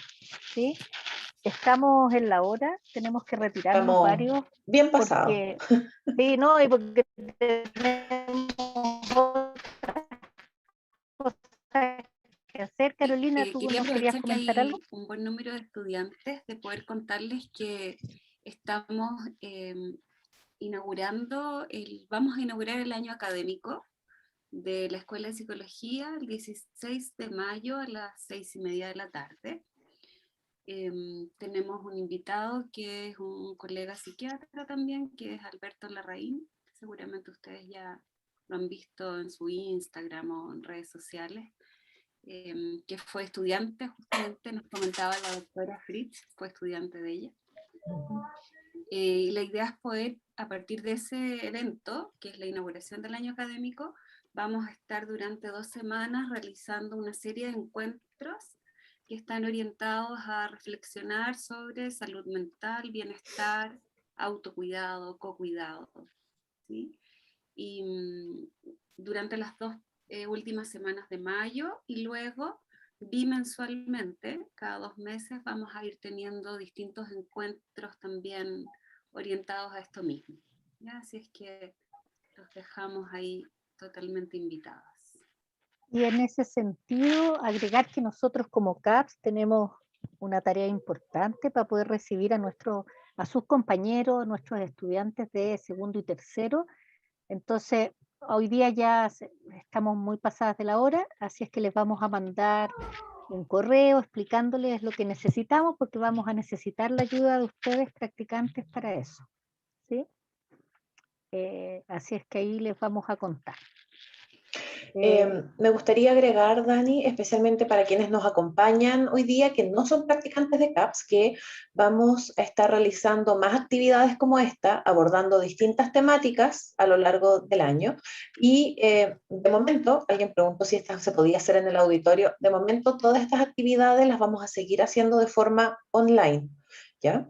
Les enviaremos la invitación, se van a tener que inscribir, igual como hicieron para la actividad de hoy.